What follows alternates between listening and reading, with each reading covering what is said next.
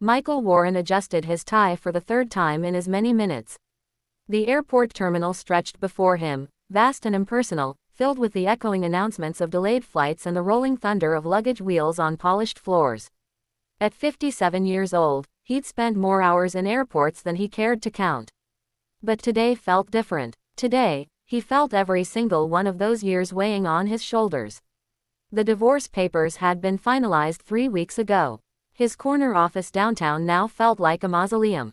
His daughter Sarah hadn't returned his calls in 6 months. And here he sat in a charcoal suit that cost more than most people's monthly rent, waiting for a flight that would take him to yet another hotel room in yet another city where he knew no one and no one knew him. He loosened his tie slightly and ran his hand through his dark hair, styled back neatly as always. His watch, an expensive piece he'd bought himself last year to celebrate closing a major deal, caught the fluorescent light. He remembered how empty that celebration had felt, champagne alone in his hotel room. Michael was staring at nothing in particular, when a small voice broke through his thoughts. "Excuse me, mister." He looked down to find a little girl standing before him. She couldn't have been more than 4 years old with blonde hair that fell in soft waves around her cherubic face. She wore a red coat that was perhaps a size too big and a tan knit hat with little cat ears perched on top of her head. A mint green backpack with a cat design hung from her small shoulders. Her blue eyes were wide and shimmering with unshed tears. "Are you lost too, mister?" she asked, her voice trembling slightly. The question struck Michael like a physical blow. Lost? Yes, that was exactly what he was. Not in the literal sense, but in every way that mattered. He knelt down slowly, bringing himself to her eye level. His knees protested slightly, another reminder of age creeping up on him. "I might be," he said gently, surprised at the honesty in his own voice. "Are you lost, sweetheart?" Her lower lip quivered. "I can't find my mommy. She was right here and then she wasn't. And now I don't know where she went." A single tear rolled down her cheek. Michael's heart clenched. He thought of Sarah at this age. How she used to reach for his hand whenever they crossed a street. How she'd believed he could fix anything before the long hours and missed recital. Had built a wall between them that now seemed insurmountable. "It's going to be okay," he said softly. Reaching into his pocket for a handkerchief, an old-fashioned habit his own father had passed down to him. He gently wiped away her tear. "What's your name?" "Emma," she said, her voice small. "That's a beautiful name. I'm Michael." He smiled at her, the first genuine smile that had crossed his face in weeks. "Emma, your mommy is probably looking for you right now, and she's probably very worried. How about we find someone who can help us locate her?" Emma nodded, reaching out to take his hand with a trust that humbled him. Her small fingers curled around his and something in Michael's chest, something he'd thought had gone numb years ago stirred to life. They walked together through the terminal, Emma's little legs taking 2 steps for every one of his. Michael found himself slowing his usual brisk pace, matching his stride to hers. When was the last time he'd slowed down for anyone? "Do you travel a lot?" Emma asked, looking up at him with those impossibly blue eyes. "I do," Michael admitted. "Too much probably." "That sounds lonely," she said with the simple wisdom only children possess. Michael felt his throat tighten. "Sometimes it is. My mommy says everyone needs somebody," Emma continued, swinging their joined hands slightly as they walked. "She says nobody should be alone. Your mommy sounds very wise." They reached the information desk where a kind-faced woman in her 60s looked up at them. She wore a name tag that read Patricia and her eyes immediately softened at the sight of Emma. "Oh dear," Patricia said. "Are we missing someone?" Before Michael could respond, he heard a cry from across the terminal. "Emma, Emma." A woman in her early 30s came running toward them, her face pale with fear, her eyes red from crying. She wore jeans and a blue sweater, her brown hair pulled back in a messy ponytail. She looked exhausted and terrified and relieved all at once. "Mommy." Emma released Michael's hand and ran to her mother, who scooped her up and held her so tightly, Michael could see her hands shaking. "Oh, God. Oh, thank God." The woman kept repeating, pressing kisses to Emma's head. "I told you to stay right there while I got our boarding passes. I turned around and you were gone. I was so scared, baby. So scared." Michael hung back, feeling suddenly out of place. His role in this small drama was complete. He should return to his seat, to his phone, to his emails, to the comfortable numbness he'd wrapped around himself like armor. But Emma was pointing at him. "Mommy, that's Michael. He helped me. He wasn't lost like me, but he was lost in a different way." The woman looked at Michael, really looked at him, and he saw recognition flash in her eyes, not of his face, but of something deeper. She walked over, still holding Emma on her hip. "I don't know how to thank you," she said, and her voice cracked with emotion. "I'm Jennifer. Jennifer Foster. You." She paused, wiping at her eyes with her free hand. "You have no idea what this means." "I'm just glad she's safe," Michael said, his own voice rougher than usual. "She's a remarkable little girl."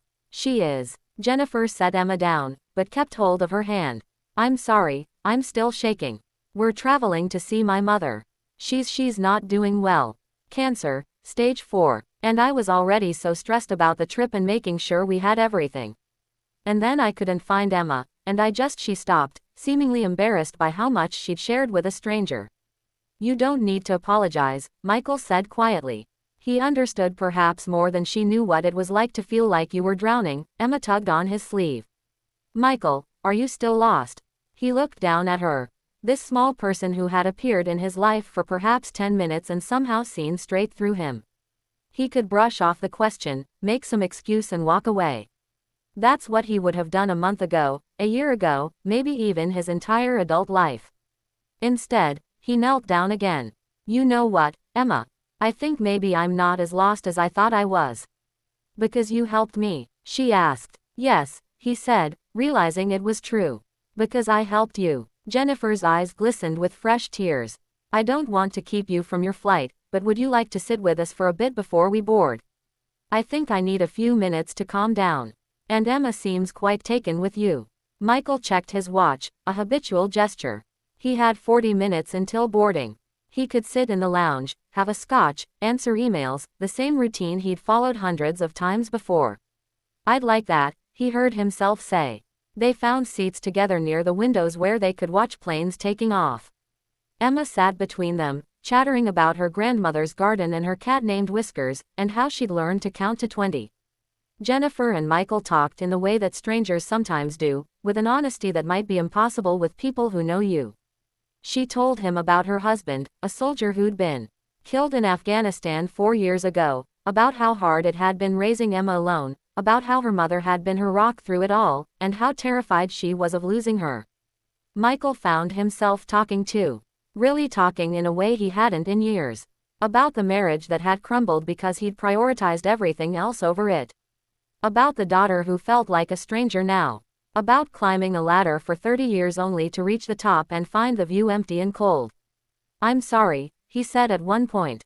"You don't need to hear all this." "Actually," Jennifer said softly, "I think maybe you needed to say it." Emma had dozed off against Michael's arm, her tired hat slightly askew. He looked down at her peaceful face and felt something crack open inside him, something that had been frozen for far too long. "I have a daughter," he said quietly. "Sarah, she's 24 now. I missed her childhood. I was always at work, always traveling, always telling myself it was for her, for the family, so we could have nice things." He paused, the words painful. "But what she needed was me. And now she won't even take my calls." "It's never too late," Jennifer said. "As long as you're both breathing, it's never too late." "I don't know what to say to her. I don't know how to fix it." "Maybe you start by telling her exactly what you just told me, that you know you made mistakes, that you're sorry, that you want to try." Michael looked at her. "Is it really that simple?" "It's not simple at all," Jennifer said. "It's probably the hardest thing you'll ever do. But the alternative, giving up, staying lost, is that really easier?" An announcement came over the loudspeaker. Jennifer's flight to Phoenix was boarding. Emma stirred and opened her eyes. She looked up at Michael and smiled. "You have to call your daughter," she said with absolute certainty. "Tell her you love her. My daddy's in heaven, and I can't tell him things anymore, but you can tell your daughter." "So you should." Michael felt tears prick his eyes. "You're right, Emma. I should." Jennifer gathered their things and Emma put on her backpack. They stood and Michael stood with them. "Thank you," Jennifer said, and she reached out to give his hand a squeeze. "For finding Emma, for sitting with us, for reminding me that there are still good people in the world. Thank you, Michael said. For reminding me that it's not too late to become one. Emma threw her arms around his legs in a fierce hug. Bye, Michael. I hope you find your way home. Bye, Emma. Take care of your mom, okay? He watched them walk toward their gate. Emma turning back twice to wave. He waved back both times, standing there long after they disappeared into the crowd.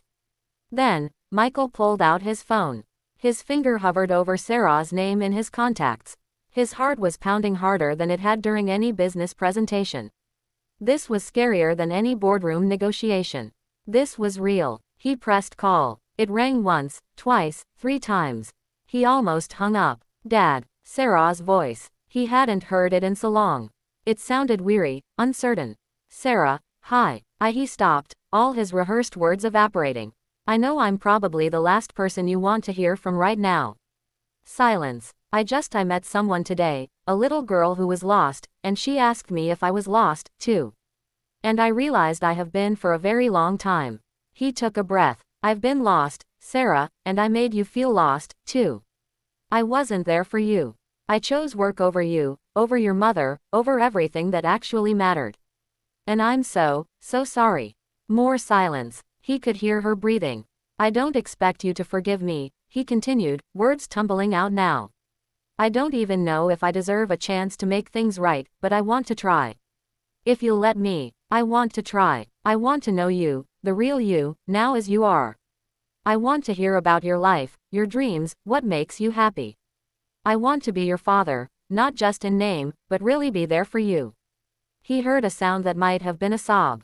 Dad, her voice was thick with tears. I've waited so long to hear you say something like that. I know. I'm so sorry you had to wait. I'm sorry for all of it. Where are you right now? At the airport, about to fly to Seattle for a meeting. Are you going to go? Michael looked at his boarding pass. He looked at the gate where another anonymous flight waited to take him to another anonymous city.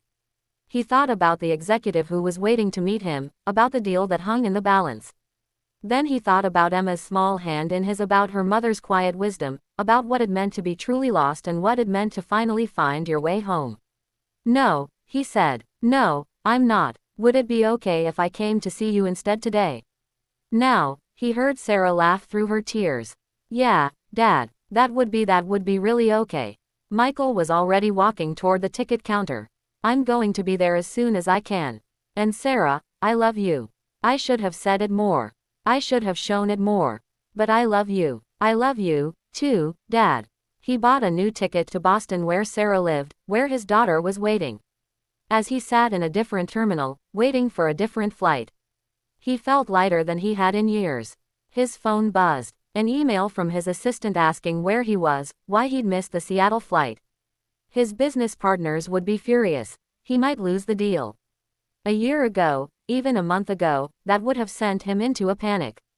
Now, he simply replied, family emergency. We'll explain later because it was an emergency in a way. The emergency of a life half lived, of chances almost missed, of love almost lost forever. He thought about Emma, wondered if she'd made it safely to her grandmother's house. He hoped her grandmother would beat the odds, would live to see Emma grow up. He hoped Jennifer would find peace and support on her journey. He hoped they both knew what a gift they'd given him today. Sometimes angels appear in the most unexpected forms. Sometimes they're little girls with cat-eared hats and wisdom beyond their years. Sometimes they're exhausted mothers who share truth with strangers. Sometimes they're moments of grace and crowded terminals that remind us who we're meant to be.